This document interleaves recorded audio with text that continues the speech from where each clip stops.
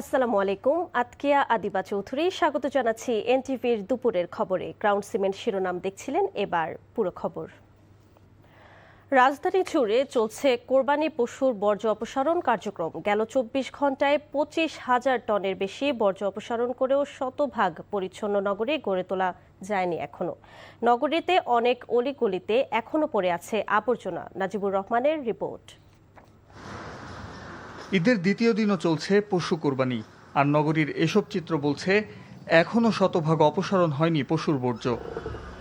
ঈদের দিন দুপুর থেকে পরিচ্ছন্নতা অভিযান পরিচালনা করেও হিমশিম অবস্থা নগর প্রশাসনের। তাই তো হাজারীবাগ, মুগদা, খিলগাঁওয়ের বেশ কিছু এলাকায় পড়ে আছে পশুর বর্জ্য। সরকার নির্ধারিত ১২ ঘন্টার মধ্যে প্রথম দিনের কোরবানি পশু বর্জ্য অপসারণের কথা ছিল ঢাকার ২ সিটি কর্পোরেশনের। তবে এখনও বেশ কিছু এলাকায় ছড়িয়ে ছিটিয়ে আছে কোরবানির পশুর বর্জ্য। কেউ কোরবানি করেছেন সকালে, কেউ বিকালে, আবার কেউ রাতে। এই সময়ের ভিন্নতাকেই কারণ হিসাবে দাঁড় করাচ্ছে ঢাকার ২ সিটি কর্পোরেশন। পশুর হাটগুলোর পরিবেশ সবচেয়ে নাজুক, ছড়াচ্ছে দুর্গন্ধ, সীমাহীন ভোগান্তিতে মানুষ, আর লাপাত্তা ইজারাদাররা। সমস্যা মানে বাসাতে বাড়িতে পারেন আমরা গরু লাগিয়া এমন অবস্থা করছে, বাসা ওই ছেড়ে দিতে এইভাবে থাকা যায়। কোনো এলটি নাই তো এই জ্বালায়, সব এলটি বাসা ছেড়ে দিছে। ভিতরের রাস্তা ওটা কোনোদিনই পরিষ্কার করে নাই। সিফা সাফাইগুলো আমি করি, আমি এই নিচতলায় থাকি, তো ওই যে সিঁড়িতে ময়লা আসলে হবে আমি পরিষ্কার করছি, এরা কোনোদিনই করে না। শুক্রবার শাহজাহানপুর হাট পরিদর্শন শেষে সাংবাদিকদের সাথে কথা বলেন দক্ষিণের প্রশাসক। ইজারাদারদের দিয়েছেন কঠোর বার্তা। তাদেরকে আমরা পেনাল্টি করব, এছাড়া তার আর বিকল্প কোনো পথ নাই। এবং পরবর্তী পর্যায়ে আবার এই সমস্ত হাটের এরা ইজারা পাবে কিনা সে ব্যাপারে আমাদেরকে চিন্তা করতে হবে। আবাসিক এলাকায় ভবিষ্যতে হাট পরিচালনার অনুমতি না দেওয়ার পক্ষে নগরবাসী।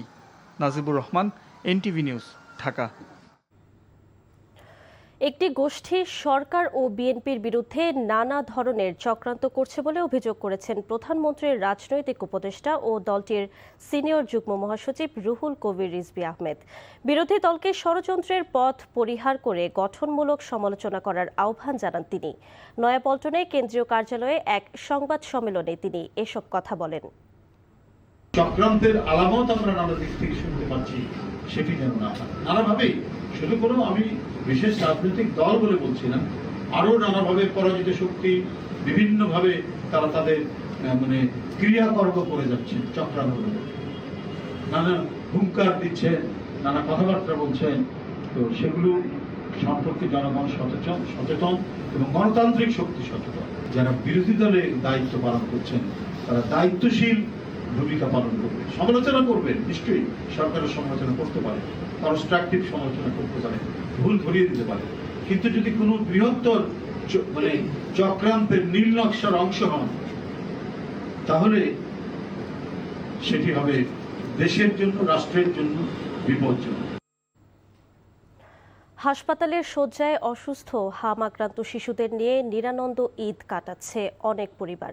দুশ্চিন্তা ও ঘুমহীন রাতে শিশু পরিচর্যায় সময় কাটছে তাদের। হাম উপসর্গে আক্রান্তের সংখ্যা কমেছে বলে জানিয়েছে ঢাকা উত্তর সিটি কর্পোরেশনের চিকিৎসক। তবে অসচেতনতায় ছোঁয়াচে এই রোগ বেশি ছড়াচ্ছে বলে জানিয়েছে তারা। চিকিৎসকরা জানিয়েছেন শিশু রোগীর সংখ্যা বেশি হওয়ায় হিমশিম খেতে হচ্ছে তাদের।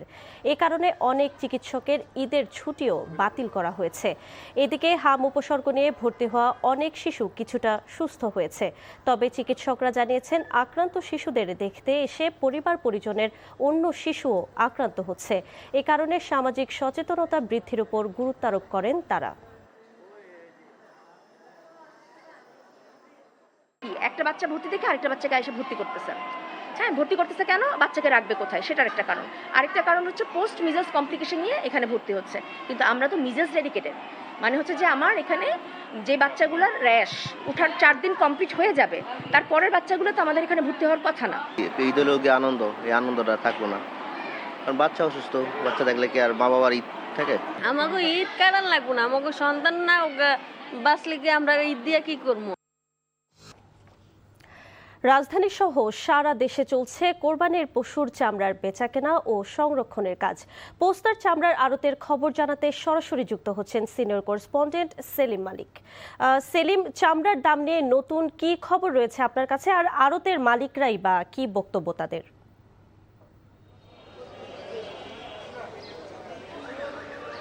আদিবে আমি কিন্তু এই মুহূর্তে রয়েছি রাজধানীর কাঁচা চামড়ার লবণজাতকরণের অর্থাৎ আড়তের সবচেয়ে বড় যে জায়গা পোস্তায়।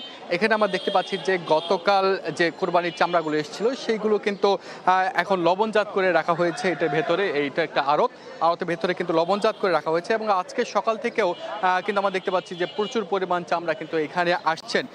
যেহেতু কোরবানির দিনের পর আরও 2 দিন কিন্তু কোরবানি দেওয়ার রেওয়াজ রয়েছে, এই জন্য আমরা আজকেও কিন্তু প্রচুর চামড়া এই পোস্তায় আসতে দেখছি। তবে গতকালের মতো আজকেও কিন্তু মৌসুমী ব্যবসায়ীরা অভিযোগ করছেন যে তারা আসলে কাঁচা চামড়ার যে ন্যায্য দাম সেটি থেকে তারা বঞ্চিত হচ্ছেন।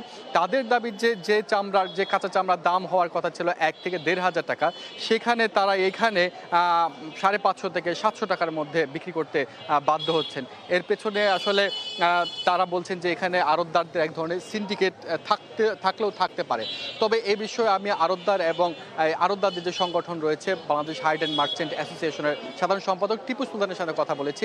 তিনি মূলত 2টি কারণ দেখিয়েছেন এবছর চামড়া ন্যায্য দাম না পাওয়ার পেছনে। একটি হলো যে যারা মৌসুমী ব্যবসায়ী তারা মূলত 2 থেকে 3 দিন ব্যবসা করে থাকেন এই কাঁচা চামড়ার, তারা আসলে আকার এবং মানটা না বুঝে আসলে মাঠ থেকে চামড়া সংগ্রহ করছেন।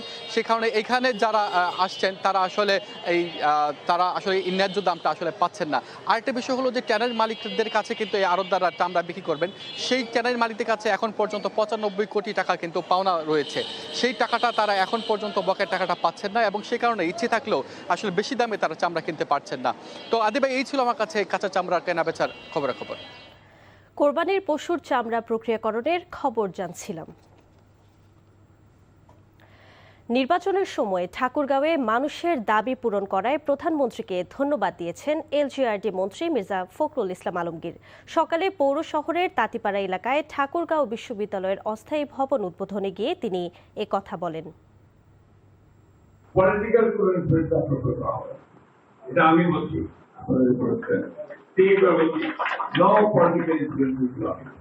আপনি সঠিক যেটা করা দরকার সেটা করবেন, দয়া করে সেটাই করবেন। এটা অনুরোধ করবে আপনার কাছে, আমরা কোন রাজনীতি চাপ কখনোই সৃষ্টি করবো না। ঈদুল আজহার দ্বিতীয় দিনে রাজধানী ঢাকা এখন অনেকটাই ফাঁকা, ফলে কিছুটা স্বস্তির নিঃশ্বাস ফেলছেন নগরবাসী। একই সঙ্গে পরিবার পরিজন নিয়ে শহরের বিনোদন কেন্দ্রগুলোতেও দেখা গেছে তুলনামূলক কম ভিড়। ঈদুল আজহা উপলক্ষে রাজধানী ঢাকা এখন অনেকটাই ফাঁকা। পরিবার পরিজনের সঙ্গে ঈদ উদযাপন করতে নগরবাসীর বড় একটি অংশ ছুটেছেন গ্রামের বাড়িতে। বছরের অন্য সময় যেখানে যানজট আর কোলাহলে ব্যস্ত থাকে রাজধানী ঢাকা, ঈদের ছুটিতে সেই শহরটিই যেন নিয়েছে স্বস্তির নিঃশ্বাস। অন্যদিকে ঈদের আনন্দ ভাগাভাগি করতে পরিবার পরিজন নিয়ে কেউ কেউ ঘুরতে এসেছেন নগরের বিনোদন কেন্দ্রগুলোতে, তবে দর্শনার্থীর উপস্থিতি ছিল অনেকটাই কম।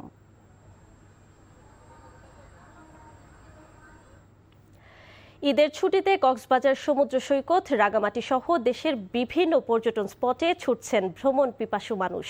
একঘেয়ে জীবনে বৈচিত্র্য আনতে প্রকৃতির কাছাকাছি যাচ্ছেন সব শ্রেণী পেশার মানুষ। প্রতিনিধিদের পাঠানো তথ্য ও ছবিতে আহমেদ শরীফের ডেস্ক রিপোর্ট।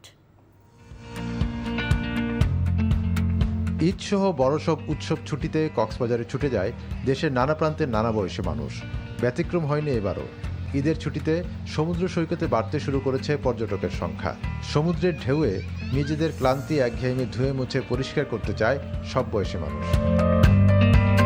ঈদের টানা ছুটিতে রাঙামাটির বিনোদন কেন্দ্রগুলোতে পর্যটকের ভিড় বাড়ছে। ঝুলন্ত সেতু দেখা, যান্ত্রিক শহরের কোলাহল ভেঙে নিস্তব্ধ প্রকৃতিতে ঘুরে বেড়িয়ে আনন্দ উপভোগ করছেন পর্যটকরা। পর্যটকদের আকর্ষণের কেন্দ্রবিন্দুতে রয়েছে কাপ্তাই হ্রদে নৌভ্রমণ। অনেক সৌন্দর্য, নদী দেখা যায়, পাহাড়, অনেক সৌন্দর্য। বাড়ির রাস্তা, ছুটির দিন, ভালোই লাগলো। প্রথমে ঝুলন্ত ব্রিজ আসছে, তারপর বাকিগুলোতে একটার পর একটা যাবো আর কি।